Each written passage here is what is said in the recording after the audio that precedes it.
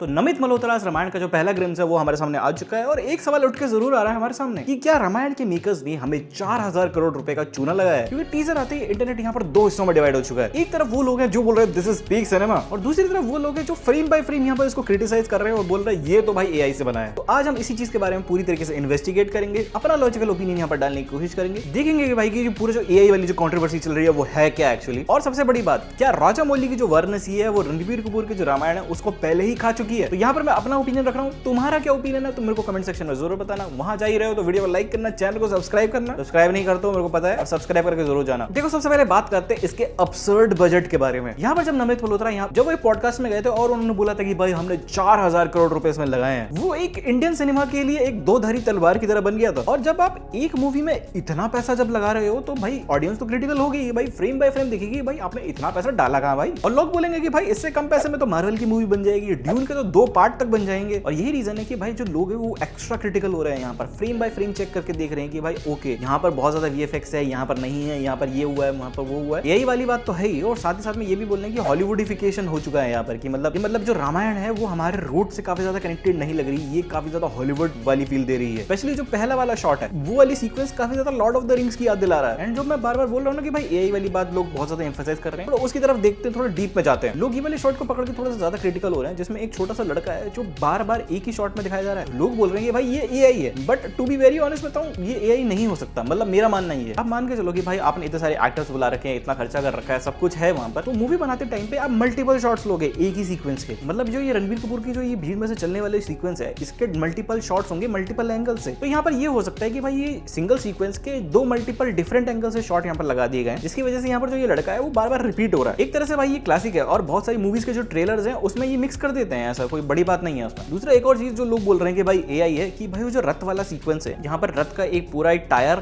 बोलेंगे उसको, एक व्हील जो बोलेंगे, उसके डिटेलिंग देख के लोग बहुत ज्यादा बोल रहे हैं कि भाई ये रियल नहीं हो सकता भाई, ये तो एआई है भाई, क्योंकि इतनी डिटेलिंग है उस वाले शॉट में। और जिस हिसाब से यहाँ पर एआई भाई जितनी तरह से एडवांस हो रहा है देख के डर तो लग रहा है। बट जब मैंने बहुत क्लोजली उसको थोड़ा स्लो करके देखा तो मेरे को फील हुआ कि नहीं भाई ये एआई नहीं है। क्योंकि जब भी कोई मूविंग पिक्चर होती है अगर उसको ब्रॉडली देखो तो इतनी दिक्कत नहीं है, बट अगर उसको थोड़ा जूम करके देखो या बहुत ही स्लो करके देखो तो कोई भी चीज की जो छोटी मोटी डिटेल्स होती है ना वो कंसिस्टेंट नहीं रहती यहाँ पर। बट इसकी हर फ्रेम में कंसिस्टेंट लग रही है, विच इज लाइक कि भाई इसको प्रॉपर्ली बिल्ड करा गया है यहाँ पर, ये एआई नहीं हो सकता। और ये वाली चीज तो मैं सुन के बहुत ज्यादा सरप्राइज हूँ कि भाई रामायण को यहाँ पर आदि पुरुष से कंपेयर किया जा रहा है। तुम्हारा दिमाग खराब है क्या भाई? तुम क्या बोल रहे हो ये भाई? तुम आदि पुरुष को इससे कंपेयर नहीं कर सकते। वो मास्टरपीस है बट अलग ही लेवल पे है वो। देखो जो आदि पुरुष है ना वो शूटिंग लेवल पे ही बहुत खराब गई है, वो उसके पूरे फंडामेंटल्स ही हिले पड़े हैं भाई। लाइटिंग उसकी ठीक नहीं है, पूरा ग्रीन स्क्रीन उसका ठीक नहीं है, सब कुछ तो उन्होंने ग्रीन स्क्रीन पे कर दिया है। अब ऐसा नहीं है कि भाई ये रामायण वालों ने नहीं करा, बट उनके पास टेक्नोलॉजी है, उनके पास पूरा एक्सपीरियंस है ये सब चीज करने का। उन्होंने वर्ल्ड लेवल पे मूवीज दे रखी है यहाँ पर, उन्होंने हर चीज ग्रीन स्क्रीन पे शूट करी है और उन्होंने बोला कि भाई देखो हम पोस्ट में संभाल लेंगे। वहीं जो रामायण के जितने भी शॉट्स हैं वो देख के मेरे को फील ऐसा हो रहा है, ऐसा कंफर्म नहीं है, कि भाई उन्होंने प्रैक्टिकल प्लस वीएफएक्स का दोनों बहुत अच्छे तरीके से कॉम्बिनेशन किया है। और जो रामायण के जितने भी शॉट्स हैं वो इनकम्प्लीट हैं, विच इज लाइक कि इस पे टचअप दिया जा सकता है, इसको तराशा जा सकता है। एक हीरे को जब निकालते हैं तो हीरा वैसे ही नहीं दिखता जैसे आपको डायमंड रिंग में दिखता है, उसको तराशा जाता है उसके बाद वो लगाया जाता है। इसका मतलब ये नहीं कि हीरा खराब है, ठीक है ना। एंड आदि पुरुष इज लाइक कि भाई आपने कोयले के खान में हीरा देखा है, वो कोयला ही है, तो मतलब आप समझ रहे हो। तो इस पोर्शन को थोड़ा सा समराइज करूं तो भाई जो रामायण है वो स्टार्टिंग से ही प्री प्रोडक्शन लेवल पे ही बहुत अच्छी तरीके से अपने आप को बहुत सिंसियरली लेके चलती है। आप उनके कॉस्ट्यूम में भी देख सकते हो, उनके सेट डिजाइन में ही देख सकते हो। इवन जो पूरी कास्ट है उन्होंने पूरी वोकल ट्रेनिंग ली है हिंदी शब्दों का अच्छे से उच्चारण करने के लिए। और जब आप इन चीजों को बहुत सीरियसली लेते हो तो आपका जो प्रोडक्ट है ऑटोमेटिकली अच्छा बनता है। तो पूरी जो रामायण की टीम है उनका इंटेंट अच्छा है, तो ऊपर से थोड़ा सा घिसाई ऐसी करनी है तो माल ऐसा चमक के बाहर निकलेगा अपना। यहाँ पर मैंने आदि पुरुष और रामायण को कंपेयर तो कर दिया, बट यहाँ पर जो रियल खतरा मे भी हो सकता है वो वाराणसी हो सकता है। अब लोग वाराणसी को रामायण से कंपेयर कर भी क्यों रहे हैं? क्योंकि भाई देखो जो रामायण है वो तो ऑफकोर्स वो रामायण है ही, बट यहाँ पर जो वाराणसी है उसमें भी हमें 30 मिनट का एक रामायण वाला सीक्वेंस मिलेगा जिसमें जो हमारे महेश बाबू वो श्री राम का रोल प्ले करने वाले हैं। और ये वाली जो दोनों मूवीज है ऑलमोस्ट